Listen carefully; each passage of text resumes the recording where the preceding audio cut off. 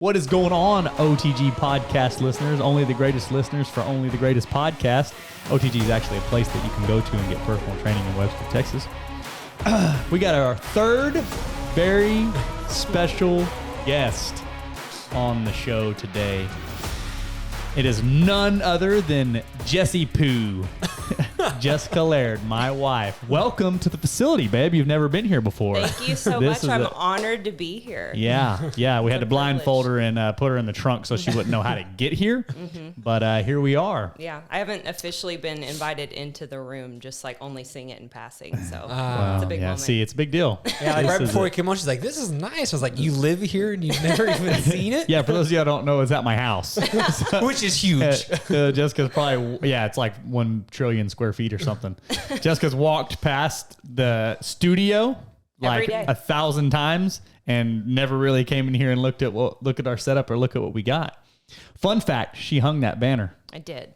So you have been in here. Oh, that was before all the new setup. That was before all the. That was what was the old table that we had? The Backyard Barbecue 2000. Yeah, that baby was nice. Still got that table out in the garage in case we have a barbecue.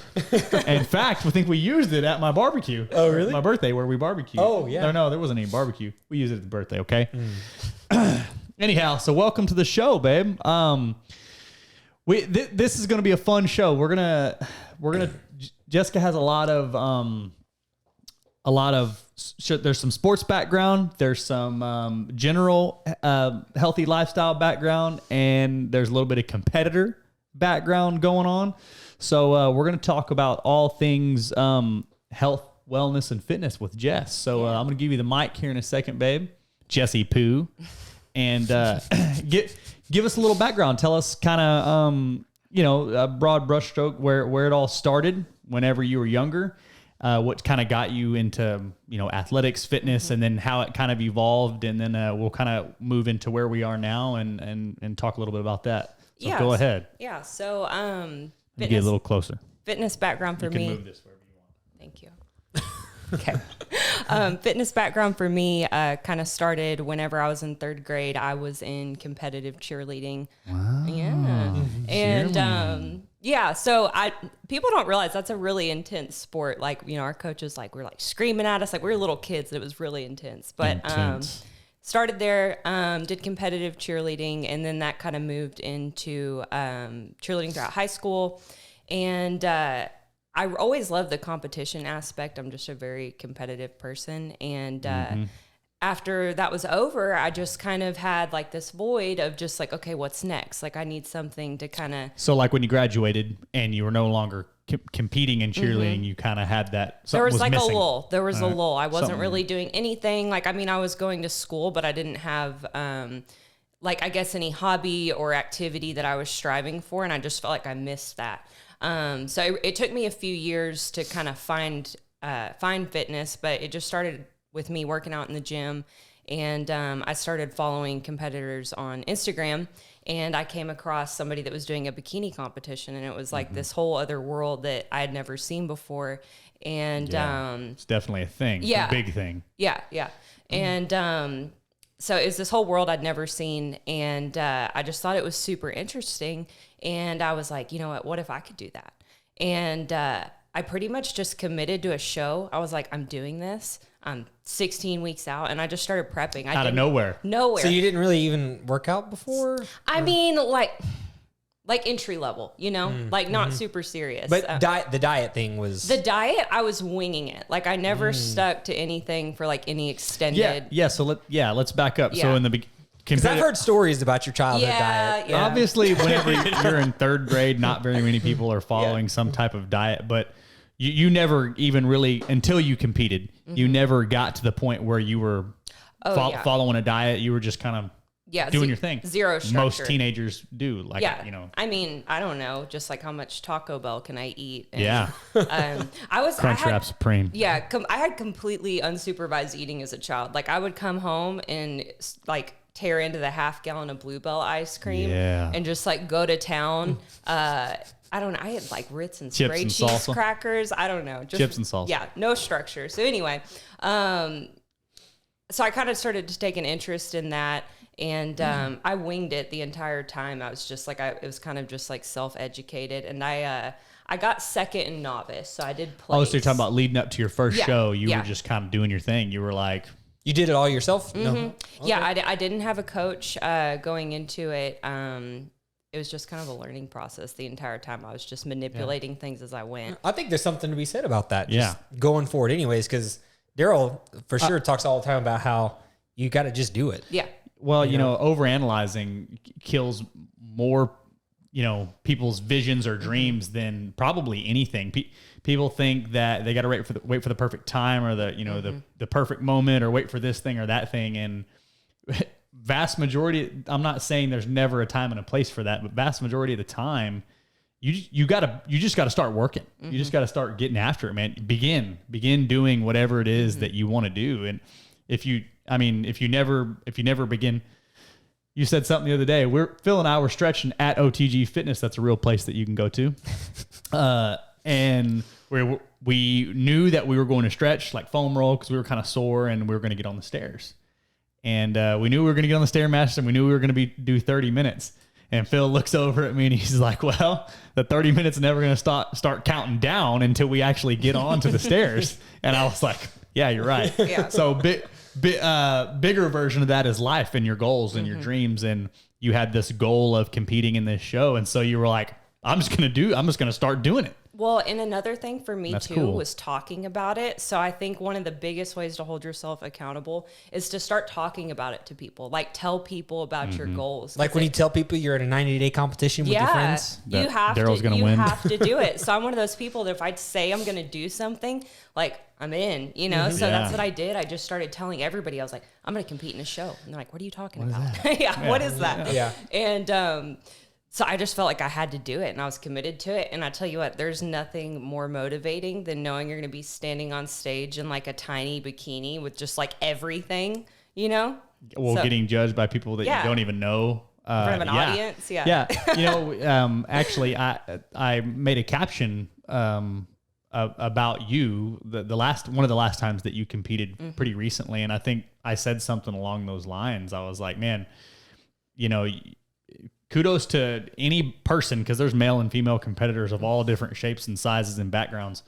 Anybody who's going to get up on that stage and wearing very minimal clothing and be judged by somebody that you'll probably never meet, even during the show. I mean, you can see them, but you're not going to probably meet them for the most part.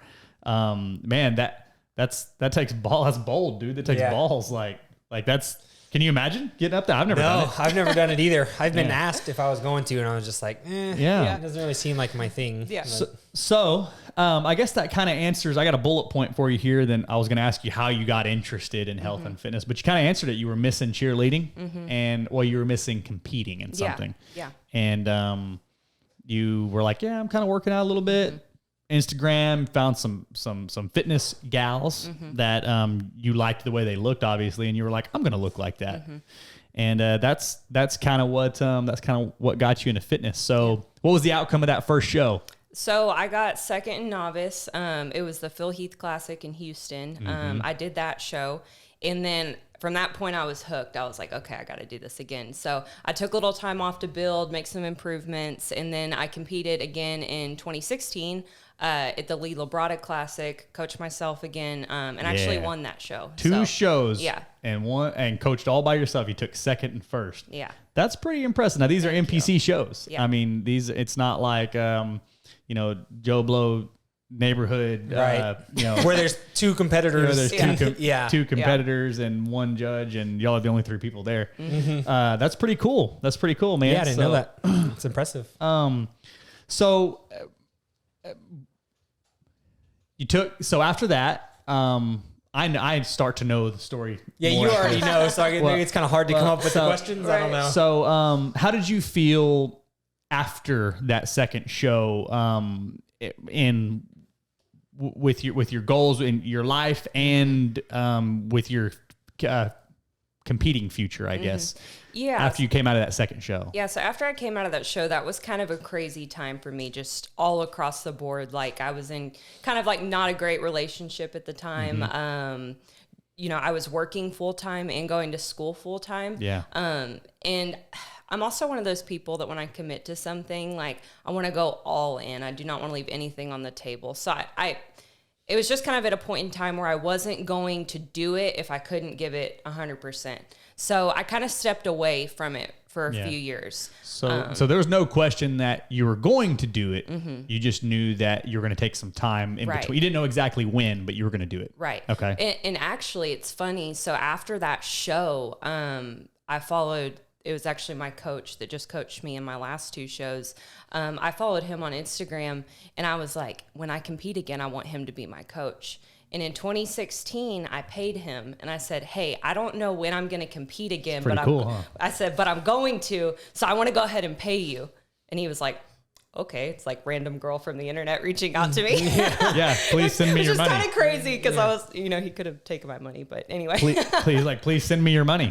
Yeah. Well, he did take it, but I paid him. He held true. This was after the show. After the show. I didn't know when the next one was going to be. I knew I wanted to do it. I was like, probably after I graduate. I don't know. And so I would literally check in with them yearly. I'd be like, hey, it's not the time yet, but when it is, like, I'm going to let you know. Wow. Yeah. That's pretty crazy. Cool. Yeah, I know it is crazy. So, so let's fast forward a little bit. Yeah.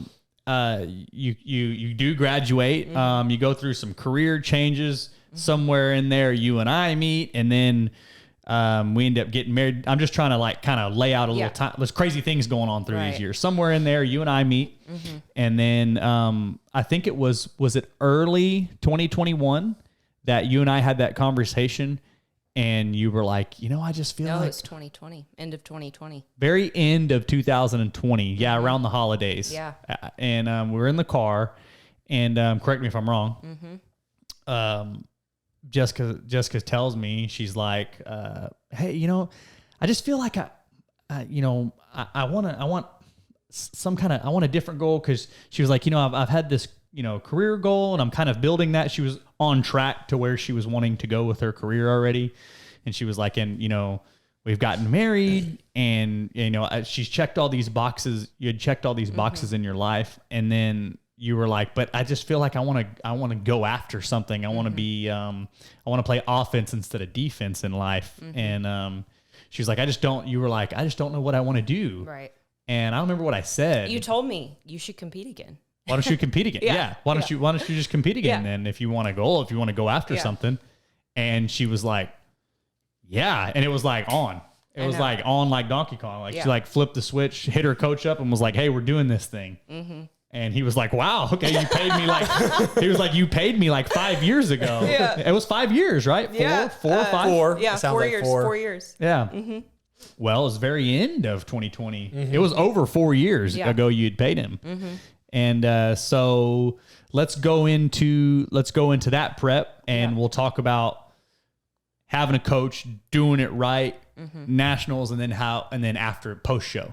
Yeah. So I worked with Nick. We did kind of like an improvement season.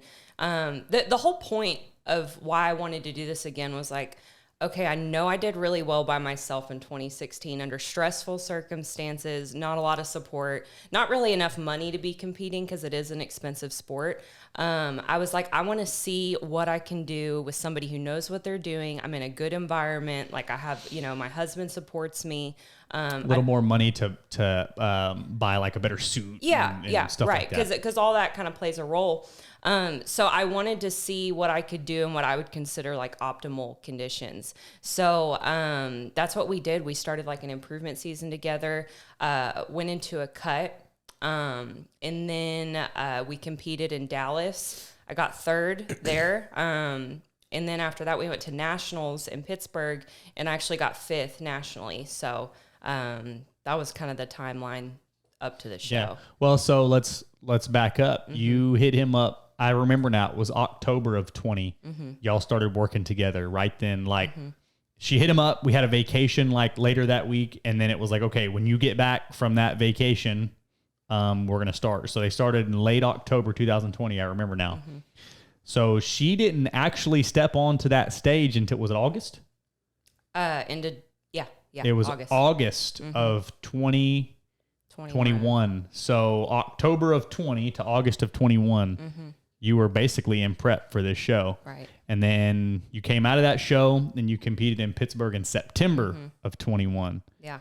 And so you're talking a year. You're talking 11 months of In prep mode. Right. 11 months of flawless execution, like prep mode, training. I mean, she didn't miss a rep. She didn't, miss a drop of water or a grain of rice. Like she was on that shit. Yeah. And side story, and this is nothing against you, Jess, because at this time I didn't really know you that well. Yeah. But I remember we met at Nobi before you started competing. And I remember you were telling me about it, and Darryl was telling me about it. Yeah, she's going to compete and stuff. And you were just like ordering everything. Yeah. You got like nachos, and I was like, she wants to compete? Yeah. And I was like, and I didn't know you that well. Yeah. And in my head, I was just like, she's not going to make it. Yeah. Jessica, Because after she finished like the nachos, she was like, can I get 6 beers? No, she ordered like this brownie ice cream thing. Yeah. And she was like, yeah, I'm going to eat this. What's It'll that? probably be What's my last one. that And I meme? was like, everybody says that. Yeah. That meme of that kid. Hey, are you going to eat that chair? That's Jessica. That's what was going on. Yeah. And I was just like, she's not going to make, because, this sounds like the typical thing that everybody says. Yeah. Oh, this will be my last one. I'll get one more. Well- But according to Darryl, who kept me up to date about you, like it really was. Yeah. Well, That was Jessica. I can't snap that good. But Jessica. Here, I'll get you. thanks. Jessica, we always do that. Jessica is very much, one I've come to know, you start to learn your friends and your spouse better over time, obviously. But one thing I've learned about Jess, she's very much a switch flipper. When the time comes and if she's serious about something, that switch gets flipped and it gets done. If she's not serious, because there's been times where she was like, yeah, I think I want to do this, and she never flipped the switch and she didn't do it. That's how I know she didn't actually want to do it. But if she wants to, It'll get done. it'll get done. Yeah. That's her personality. Yeah. I never forgot that, because I just thought that it was so funny in my head. didn't know that. There's something to be said for that too. You can't do everything. Pick something. Pick the ones that you want and that you care want to be about. really good at and you want to do and do it. Don't worry about doing everything. Every little idea ideas come into my head and I'm like, yeah, I might do that. And then it never happens Yeah, you because blow it off 'cause it's not important to you. I analyze it because it's not actually important to me. Pick what's important to you and go get it. So, all right, you do well in nationals, and then what happens? This is September 21.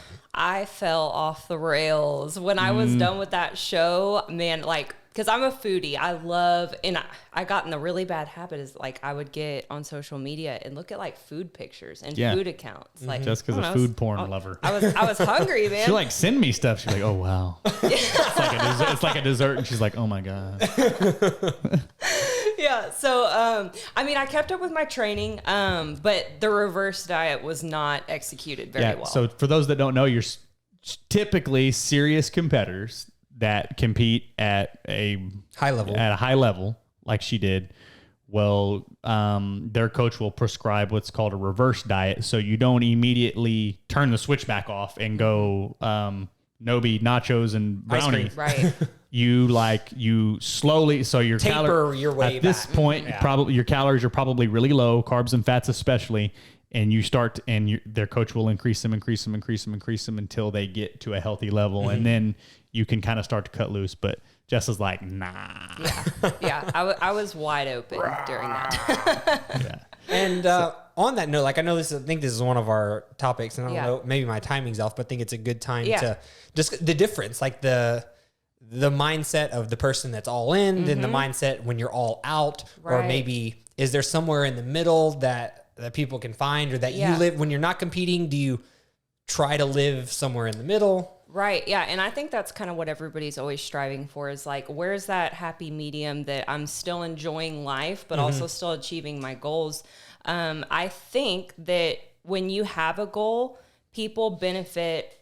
If you want to see results quickly, you will benefit from a period of intensity. I think short periods of intensity in your life are what puts you ahead. I think there's a time for that. So on a less extreme scale, say that like your goal is to lose weight. You just want to lose 10 pounds, 20 pounds. You're going to benefit from really honing in on that and fully committing.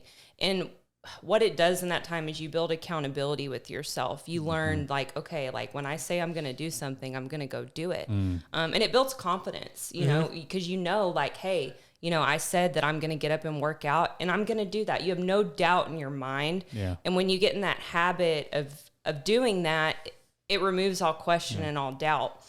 So moving to kind of the more balanced side of that, let me touch that real quick. You can prove to yourself that when you decide to flip that switch and put that work in, that you prove to yourself that you can do it. And then that builds confidence in yourself. That's kind of what I think. That's the way my brain sees it. Yeah. So go carry on. So then, you know, say you achieve your goal and that's maybe your time to kind of incorporate more of that balance back into your life.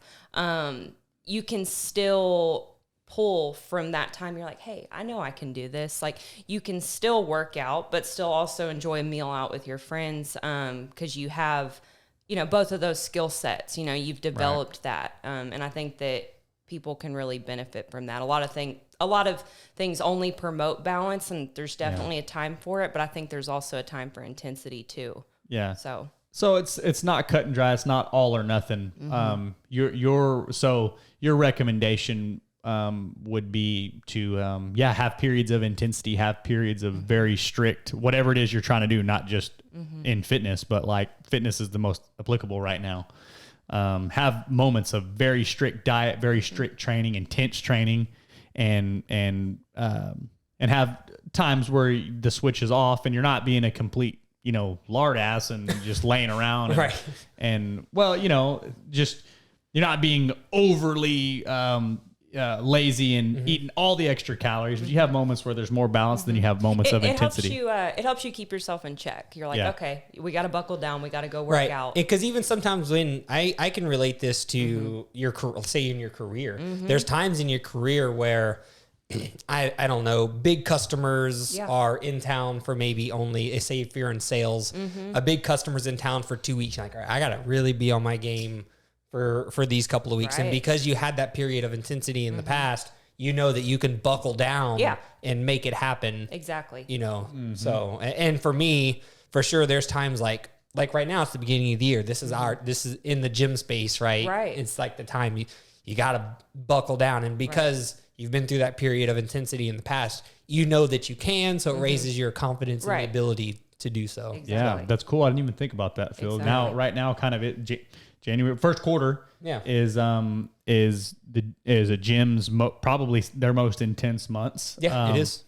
And when you're going to kind of get a big influx of business. And you want to take advantage of that opportunity. Yeah. So you know, okay, I did this last year, I did it the year before that.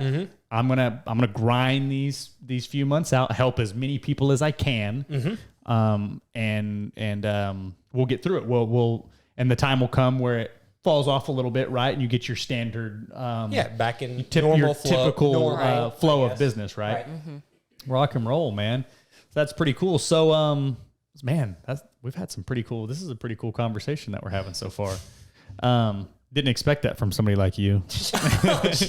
No, Jessica and I have the best conversations all the time, and they come out of nowhere. Usually when we go on walks. But, 63 minutes. We walked for 63 minutes the other night. Jess, Phil, myself, and Ruby. Yeah, and it was freezing. Yeah, and it was very cold. Pretty cold. It was very We got it done 63 minutes. No doubt. So what's the plan? Right. Okay. Well, hold on. Let's back up. What advice would you give to those that are thinking about maybe competing, and they're just not sure, and they got a chance to talk to somebody who's competed at a high level like yourself? What would you advise? Well, let's start off. Would you say, do it? If you want to. Yeah. Yeah. If you want to. I think first and foremost, get a good trainer, get a good coach. Yeah. There's really something to be said for that. I've done it both ways. I've done it by myself, but it really helps to have just that objective point of view. Cause we're very critical of ourselves. And oftentimes what happens is you don't ever end up sticking to anything long enough to actually see results. Cause you're always doubting yourself and like, maybe I should be doing this. So you'll tweak the plan that you've built. Yeah, exactly. So that's where a coach steps in and can really kind of guide you and get you on the right path. So, I mean, working with somebody like Phil or any other trainers who can create a plan for you, because then at that point, you're able to just turn your mind off and execute. Yeah. If you trust who you're working with, you just have to do what they say. And that's pretty easy. Well, that's applicable for competitors and general lifestyle clients that want to get healthier. Yeah. Let the coach take the guesswork out of it for you and execute their plan day in and day out. You can switch your self-critique off. You can switch your your self-advice or whatever. Yeah. You're not constantly changing oh man, I woke up this morning and I was 2 pounds heavier, and you've only been on a diet for 4 days. Right. And maybe the graph is going down, but it's going down like this. Yeah. And in your mind, you panic. You can switch that off. You can trust your coach, whether you're a competitor or and I think that you should do some due diligence where you trust the coach. Cause for us, like, we don't do competitions. If somebody comes to me and I was says going to talk to you about that. They want to do a competition, I'll send them to a trusted resource that I have. Right. Yeah. Because you want to work with someone that you can trust and that has experience in this thing. And unfortunately, fitness is very full of people that like to post about how much they know, but don't actually. So you want to make sure that you get someone that is and has skills, in that area. Don't be that guy. Where's the fruit at? Like somebody like Phil, if Phil's telling you, hey, I know how to train you and get in shape. Look at this guy. He's ripped. He's in shape. Oh, thanks. I'm just saying though, like, where's the fruit at it? If somebody's trying to sell me a product, well, let's see. Let's see what you can do. Yeah. The financial advisor that has in debt. Do not hire a broke financial advisor that's in crazy debt. Yeah. Don't hire a barber with a bad haircut. Don't hire a fat personal trainer, just generally speaking, right? Where's the fruit at? If Phil tells me I know how to get you in shape and he's in shape, I'll probably believe him. So do your due diligence, do your research. Yeah, absolutely. But I think just getting a good support system and talking to your friends and family and kind of just being very clear about your goals, because people are a product of their environment. I don't think anybody is exempt from that. Yeah. So you need to let everybody know, like, hey, this is what I'm setting out to do. I'd really like your support in it. And then you just go for it. I mean, we were talking about competing specifically, but just whatever that goal may be, like, set a time frame, be very specific about your goals and what you're trying to accomplish, and just getting a good path forward for that. Yeah. Surround yourself with people that support you. And if they're not going to support you, I'm not telling you to cut them out of your life, but don't be around them during that time while you're trying to, lose the weight, or you're trying to get in shape. Because this is a difficult thing that you're taking on. I don't know if you were planning to kind of, that was part of the notes or anything, but this is a very difficult thing that if you say yes to this, so you want sure the highest, I don't know why, but the word highest quality people and that's not to say people are not that good quality, but you want the highest level of individuals supporting you. You want quality individuals through this, through this thing, right? Yeah. You don't want somebody waving stuff in your face. Well, just supportive, really quality, I guess, isn't the right word in that, but you want the most supportive people, not people that are going to, try to sabotage you, right? Or give you shit about it. Cook just one bite. Yeah. And just understand that another thing too is, like, not everybody's going to understand your journey and your path that you're on, and that's okay. They don't have to. You just have to be very clear for yourself about why you're doing it. Because I can't tell you how many times people said, "Oh, just one bite. Oh, you can skip your workout." And you look great. Yeah. Now, that's a big one for sure. Yeah. Why can't you come have a beer? You look fine. Yeah. And just, you're the only judge of that. So, and just be prepared for that. And you just got to kind of let it go in one ear and out the other, and just keep your goals in mind. Yeah. That's a good one too. That I'm glad that you said that one. Realize that not everybody's going to understand, and that's okay. Not telling you that those people have to be cut out, but you have to be okay with them not understanding and power through that, endure that, weather that storm, Because same thing for lifestyle clients, if you start making changes in your life and start getting healthier and you're working with a trainer and everything's going good, your immediate friends and family that have been around you, that have known you and that you've been this other person for so long, they're not going to get it, Right. and they're gonna want the old you back because it's uncomfortable for them. Yeah, it's definitely a discipline question, but why put yourself in a situation? Let's say you have a 0 to 100 meter of like amount of pressure that you can take. Right. Keep it as full as you can for as long as you can by not putting yourself in situations that would even give you the chance to give in. Yeah. Just Right. avoid certain that. things, Yeah. right? Or just even just make preparations. Like, don't show up to a party where there's going to be a lot of food, like a big Hungry. spread. That's where I struggle is when I go to a party and there's like a kitchen island full of just little snacks. Finger foods. Oh God, I love finger food. Charcuterie. But like, don't go hungry. Bring a meal with you. Lucas, can we put a picture of a little board. charcuterie board Yeah, up on here? I had to think about it With for a second. Charcuterie Is that how you badass. say that? I don't know. I think it's charcuterie. Charcuterie. I don't think either of y'all are right. Awesome. It's awesome. I'll Fact tell you check. that. Fact check. We're the fact checkers. What is the definition of charcuterie or charcuterie? Is there a real definition? Or is it Adult up to lunchable. interpretation? Adult lunchable. lunchable. That's right. Yes. Sweaty meat and cheese. She made me a badass one on my 30th birthday. Ooh. All I remember about your 30th birthday was Voodoo donuts? bacon covered filled donut bar. Son. Yes. I remember And I didn't turning have 30. one because I That's was what on prep. that's what was I like, remember. I don't think you ate anything at all. I ate nothing. You did drink some water though. It was cold too. Yeah, she was right. She was like a month out from her first show. Or actually, you were not even a month out. You were like Couple weeks. a couple of weeks out Yeah. from your first show you did. So you're pretty dialed in at that time. Though. Yeah. So Oh, it- she was laser focused at that time. maybe it becomes easier and easier to say no to stay disciplined the deeper you go. Yeah, I mean, like I said, after you've done it so many times and just committed, like it's not like I know I never cheated one time during my diet, and I just like I implemented that so many times that it was just never a question of if I was going to stick to plan or not. Like I think too, Jessica, for outside looking that doesn't in, mean it wasn't hard. Yeah. It was hard, but yeah. I knew I wasn't going I to think waver. outside looking in, Jessica, this is just my interpretation of, we'd talk about how she was feeling and what type of temptations that there was. I think she got to a point where she had so much invested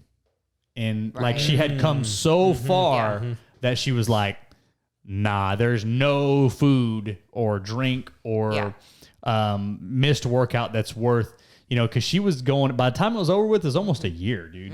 She had been going at it for a long time. I couldn't imagine a whole year And without It a was a long cookie. time. It was Yeah. a long time. Not even one cookie. Not even one cookie. And for me, like, I couldn't leave anything on the table. I couldn't walk across that stage and feel good about it if I held something back. Like, even if you got dead last, you would have known you followed the plan. Best version of yourself. Yeah, there was Yeah. nothing Well, I could have done better. And that's kind of a good topic, too, is after I competed the first show and got third. So going into that show, I knew I was going to get first. I was like, I'm going to win this show. Yeah. I was sure of it. Going to Dallas and going to dominate. And It's going to be a no-brainer. they brought us out, and the way competing works is like the call outs. the call out. So they line everybody up. If you're in the center, you got first, and then the outside people, it's like second, third, fourth, fifth. Well, I started out in the center and I got moved to the outside, and I was just, my stomach sank. I was like, no way, that didn't just happen.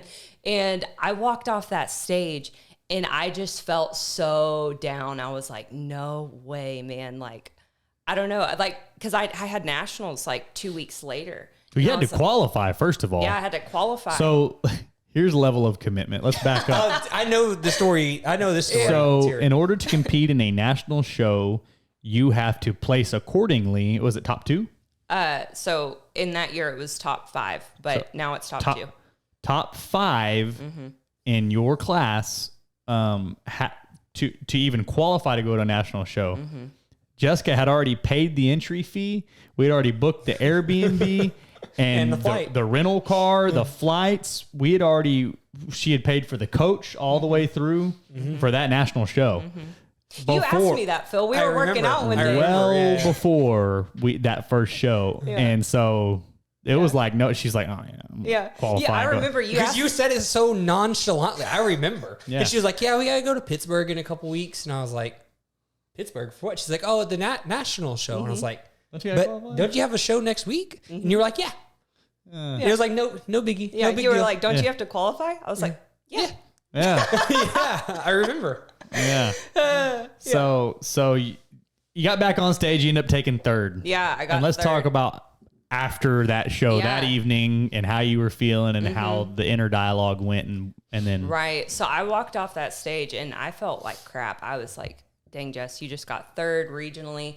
What business do you have going and competing at a national show? Because those are very competitive. I mean, these are people that are going to turn pro level. And I just kind of felt like, well, dang, if I can't win a local show, then I'm not going to do well at nationals. And so I kind of had my pity party for a minute.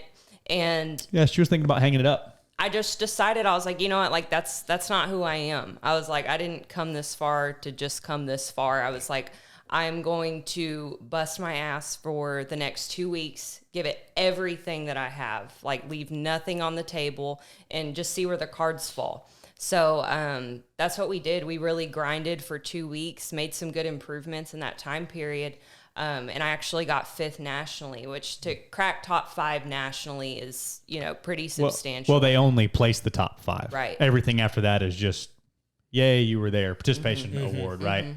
So they got 1 through 5 in each class, and that's it. Everybody else, thanks for coming. And so she got 5. And it was cool. And I have to say, I was more excited walking off stage getting 5th place than I was getting 3rd place. Well, 5th in a national competition Right. versus 3rd in a regional. Well, I was shocked. I was like, it was worth it in that moment. It was just really a testimony of going all in on something and just really committing to it. So it was 5th, but it felt like 1st in that moment because I set out what I wanted to do. Still my favorite bodybuilder. That's what I told her. Who's Jay Cutler's favorite bodybuilder? Jay Cutler. Yeah. Yeah, that's a cool story right there. I like that. Yeah. All right, so where do you go from here, babe? What's the plan? What are you gonna do? So you touched it a little bit. You went off the rails after the show. Diet was crazy, Right. And I've seen you in the past couple of weeks now. You've really honed it back in, and you're eating a plan that you've designed. And what's the plan for what's the fitness and competition future for you? So I'm going to get back on it. I've been back on it for a few weeks. The plans to compete again in December. I just kind of got real with myself and I realized that like, hey, so everybody has their own version of being comfortable, like not to say somebody's overweight, but you have a version of yourself you're more There's a threshold that everybody has in Right. their mind. So I'm like, for me, by my standards, being out of shape is hard and committing to a meal plan is hard. Pick your heart. You kind of just have to For choose. Jessica, being out of shape's harder. Yeah, it is. Like Same thing for me. mentally, I think I understand what you're saying. yeah, 100%. like I don't feel good about my choices. And while, not enjoying really good food and like is, it sucks. It doesn't suck as bad as feeling bad about yourself. Right. Feeling bad about yourself is worse. So it's just like, at least I can pass up on these things, but I'm going to feel good about the choice that I made. I'm going to be more comfortable in my own skin. So, I don't know. And then I saw this other thing and it was talking about, it was a quote and it said, only the disciplined are truly free. And that really resonated with me because it said only the disciplined are truly free. Everybody else is slaves to their appetites and their emotions. Yeah. And I was like, that's true. When you're disciplined, there's no question. Yeah. You just execute, So I feel like my head's back in the space. And that's applicable for everybody, is getting your mind right, getting in a good headspace. Yeah. So you got to think about what you're thinking about, think positive, and just, remember why you started. Think about what you're thinking about. Sounds stupid when you say it, but think about it. I've never thought about that. Fix your thoughts. Fix your thoughts. Yeah, thoughts become things. Think about what you're thinking about. Why am I feeling this way? Like if I'm slipping up on my diet, why am I doing that? Why do I feel the need to cheat right now? Is it because I'm stressed out? Is it emotional? Is it the time of day? Is it the social situation? Like you really got to kind of, get analytical with yourself. Yeah. Thanks. So what's the competitive future look like for you? December. Oh, you're going to go for it this year. Yeah. You got to tell the listeners. I know. They don't know God, the plan. I just committed now. Oh God. was this just a thought? It's been top 5 at a national show automatically qualify for the national shows the next year. Yeah. So I'm qualified now. I don't have to go compete regionally now. I can just go straight to national. So you're just gonna she can prep straight into a national show right now. Bulk, I guess. Bulk, and then boom. You don't have to cut twice. So we're thinking December. Yeah. We're gonna do a Florida show. Yep. Give it all. And you're gonna win. Yep. I love it. That's the plan. That is the plan, man. This has been a fun show. This has been great. Phil, what do you got, man? Anything else? No, I don't think so. I was curious.